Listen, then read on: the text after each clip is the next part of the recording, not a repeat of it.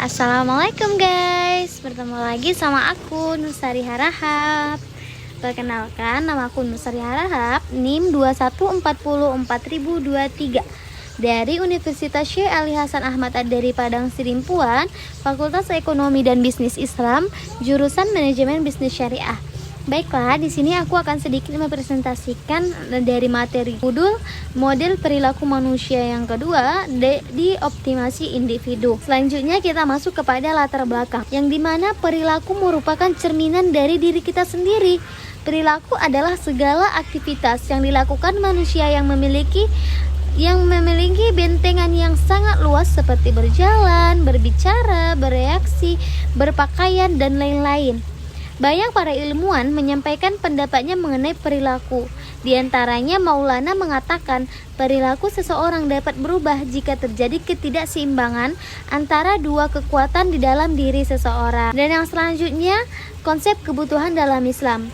Menurut Islam, yaitu senantiasa mengaitkan dengan tujuan utama manusia diciptakan, yaitu ibadah. Untuk memenuhi kebutuhan ini, maka Allah menghiasi manusia dengan hawa nafsu atau syahwat. Dengan adanya hawa nafsu ini, maka muncullah keinginan dalam diri manusia. Menurut Al-Syaitibi, rumusan kebutuhan manusia dalam Islam terdiri dari 3 macam, yaitu daruriyat, hajiyat, dan tahsiniyat. Yang dimana maksud dari daruriyat ini atau primer, mana kebutuhan paling utama adalah yang paling penting. Kebutuhan ini harus terpenuhi agar manusia dapat hidup layak. Jika kebutuhan ini tidak terpenuhi, hidup manusia akan terancam di dunia maupun di akhirat. Dan selanjutnya yaitu kebutuhan hijayat. Apa sih hajiyat? Apa sih kebutuhan hajiyat ini? Kebutuhan hajiyat adalah kebutuhan sekunder atau kebutuhan setelah kebutuhan dauriyat. Apabila kebutuhan hajiyat tidak terpenuhi, tidak akan mengancam keselamatan kehidupan umat. Namun, manusia tersebut akan mengalami kesulitan dalam melakukan sesuatu kegiatan. Dan yang selanjutnya ialah tahsiniyah. Yang dimana tahsiniyah ini adalah kebutuhan yang tidak mengancam kelima hal pokok, yaitu khifduddin atau menjaga khifdun nafsi atau menjaga kehidupan, khifdu akli atau menjaga akal, khifdun nasli atau menjaga keturunan, serta khifdul mal atau menjaga harta, serta tidak menimbulkan kesulitan umat manusia. Selanjutnya ialah utility maximizer atau evaluasi konsep konvensional, yang dimana secara harfiah konsumsi berasal dari bahasa Belanda konsumti, yang artinya ialah suatu kegiatan yang bertujuan mengurangi atau menghabiskan daya guna suatu benda, baik berupa barang maupun jasa, untuk memenuhi kebutuhan dan kepuasannya secara langsung. Di dalam ilmu ekonomi, konsumsi berarti penggunaan barang dan jasa untuk memuaskan kebutuhan manusia, atau the use of goods and service in the satisfaction of human wants. Konsumsi haruslah dianggap sebagai maksud serta tujuan yang esensial daripada produksi, atau dengan kata lain, produksi adalah alat bagi konsumsi. Ada 4 prinsip pilihan rasional dalam ekonomi konvensional yang akan membantu membangun suatu teori perilaku konsumen. Yang pertama ialah kelengkapan atau competence. Setiap individu selalu dapat menentukan keadaan mana yang lebih disukainya di antara dua keadaan. Dan yang kedua ialah transitivities atau transitivity, yang dimana prinsip ini menerangkan mengenai konsistensi seseorang dalam menentukan dan memutuskan pilihannya bila dihadapkan oleh beberapa alternatif pilihan produk. Dan yang ketiga ialah kesinambungan atau continuity, yang dimana prinsip ini menjelaskan bahwa apabila seorang individu mengatakan produk A lebih disukai daripada produk B, maka setiap keadaan yang mendekati produk A pasti juga akan lebih disukai daripada produk B. Dan yang terakhir ialah lebih baik atau the more is the better. Prinsip ini menjelaskan bahwa jumlah kepuasan akan meningkat jika individu mengkonsumsi lebih banyak barang atau produk tersebut. Dan selanjutnya ialah materi tentang perspektif Islam atas perilaku maksimisasi kesejahteraan, yang dimana Islam tidak menyebut suatu standar of living tertentu dengan batas minimum atau maksimum bagi pemeluknya. Penetapan standar of living secara keseluruhan memang terserah pada kebijakan dan kesadaran individu. Yang merupakan prinsip dasar sistem ekonomi Islam adalah bahwa setiap warga negara Islam harus mendapatkan paling tidak kebutuhan dasarnya. Jadi, dalam suatu masyarakat yang di dalamnya tersebar kemiskinan, kesengsaraan, dan kekurangan, tidak seorang pun yang diperkenankan menikmati hidup nyaman sekalipun dia kaya. Sehingga kalau semua orang lain tercukupi, kecuali kalau semua orang lain tercukupi kebutuhan dasarnya dengan menikmati kemakmuran secara umum dalam masyarakat, maka orang yang mampu dibolehkan menikmati kenyamanannya. Pada dasarnya, Islam memang tidak memperbolehkan hidup bermewah-mewah bagi setiap muslim. Walau ia kaya raya, kesederhanaan hidup adalah prinsip Islam umum yang tidak boleh hilang dari ingatan dalam memilih suatu gaya hidup. Baiklah, kita lanjut ke materi kita selanjutnya, yaitu keseimbangan internal dan eksternal. Yang pertama kita membahas dengan keseimbangan internalnya, yang dimana dalam keseimbangan internal ini ada beberapa. Yang pertama dia itu motivasi, yang dimana motif adalah keadaan dalam pribadi seseorang yang mendorong keinginan individu untuk melakukan kegiatan tertentu guna mencapai suatu tujuan. Motif manusia dalam melakukan pembelian dibedakan menjadi dua motif. Yang pertama motif pembelian primer dan selektif, yang dimana motif pembelian primer adalah perilaku pembelian terhadap kategori produk umum seperti televisi dan pakaian. Sedangkan motif pembelian selektif adalah motif yang mempengaruhi keputusan tentang model dan merek dari kelas-kelas produk. Contohnya, dalam membeli televisi, konsumen akan mempertimbangkan pembelian merek A atau merek yang akan mereka beli. Dan yang kedua ialah motif rasional dan emosional, yang dimana motif rasional ini adalah motif yang didasarkan pada kenyataan seperti yang ditunjukkan oleh suatu produk kepada konsumen. Faktor tersebut seperti faktor penawaran, harga permintaan.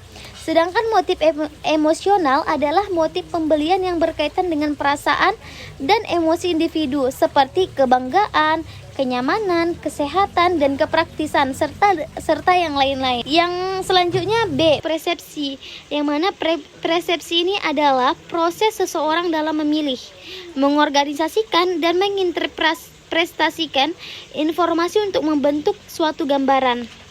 Dan yang C itu pembelajaran, yang mana pembelajaran adalah perilaku konsumen berdasarkan pada pengetahuan atau pengalamannya tentang suatu produk ataupun jasa.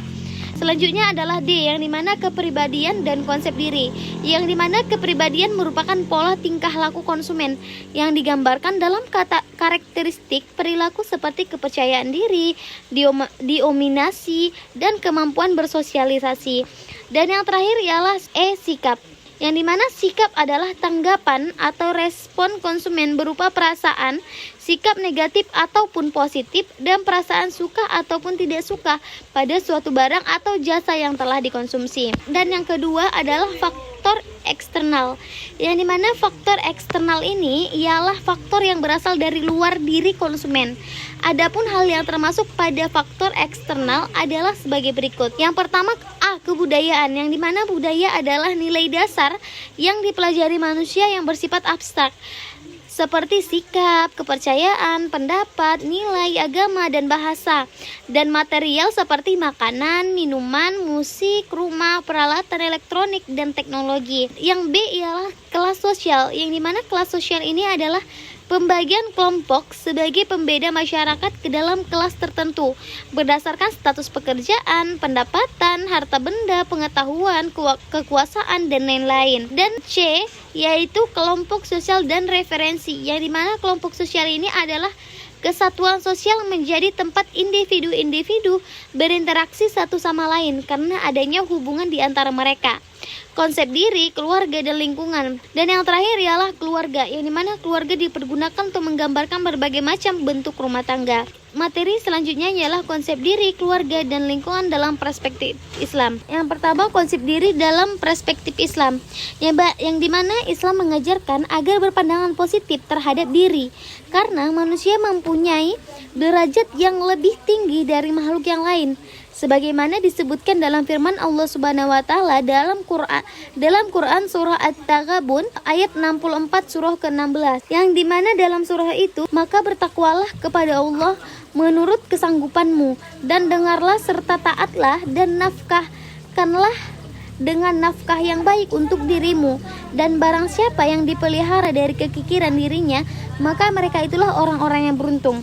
Yang dimana maksud dalam ayat ini ialah dijelaskan bahwa Allah mengetahui keterbatasan kita sebagai manusia, dan dalam keterbatasan yang kita miliki, konsep diri dalam perspektif Islam, jika kita sudah mengetahui kadar kemampuan diri, kita bisa memposisikan diri kita dengan tepat dalam berbagai kehidupan dan dalam bermasyarakat. Yang kedua ialah konsep keluarga dalam perspektif Islam. Pembentukan sebuah keluarga yang di dalam seseorang dapat menemukan kedamaian pikiran. Perkawinan merupakan perlindungan bagi seseorang yang merasa seolah-olah hilang di belantara kehidupan. Seseorang dapat menemukan pasangan hidup yang akan berbagi dalam kesenangan dan penderitaan. Menikah mencegah perbuatan zina dan menjalankan sunnah Rasulullah. Pernikahan memberikan pengaruh yang sangat besar dan penting terhadap perilaku seseorang. Dan yang terakhir ialah konsep lingkungan dalam perspektif Islam, yang dimana lingkungan hidup adalah sistem yang merupakan kesatuan ruang dengan semua benda, daya, keadaan, dan makhluk hidup, termasuk di dalamnya manusia dan perilakunya, yang mempengaruhi kelangsungan peri kehidupan dan kesejahteraan manusia serta makhluk lainnya. Sebagaimana firman Allah Subhanahu wa taala dalam Quran surah Al-Baqarah ayat 164 yang artinya, sesungguhnya dalam penciptaan langit dan bumi, silih bergantinya malam dan siang, bahtera yang berlayar di laut membawa apa yang berguna bagi manusia, dan apa yang Allah turunkan dari langit berupa air, lalu dengan air itu dihidupkan bumi sesudah mati atau kering, dan Dia sebarkan di bumi itu segala jenis hewan dan pengisaran angin dan awan yang dikendalikan antara langit dan bumi. Sungguh terdapat tanda-tanda keesaan dan kebesaran Allah bagi kaum yang memikirkan. Dan kesimpulan dari materi saya ini ialah kesejahteraan hidup manusia bisa tercapai saat kebutuhan atau keinginannya terpenuhi. Kebutuhan merupakan cerminan perasaan atau persepsi rasa tidak puas atau rasa kekurangan yang ada dalam diri manusia, yang ingin dipenuhi agar meraih kepuasan. Kegiatan ekonomi yang penting salah satunya adalah konsumsi. Kegiatan produksi, konsumsi, dan distribusi merupakan satu kesatuan yang saling berkaitan dan ketiganya tidak dapat dipisahkan satu sama lainnya. Kegiatan produksi ada karena yang mengkonsumsi kegiatan, kegiatan konsumsi ada karena ada yang memproduksi, dan kegiatan distribusi muncul karena ada gap antara konsumsi dan produksi. Kegiatan produksi ada karena ada yang mengkonsumsi, sedangkan kegiatan konsumsi ada karena ada yang memproduksi, dan kegiatan distribusi muncul karena ada gap antara konsumsi dan produksi. Cukup sekian dari materi saya, kawan-kawan. Kalau video saya bermanfaat, jangan subscribe and like ya. Assalamualaikum warahmatullahi wabarakatuh.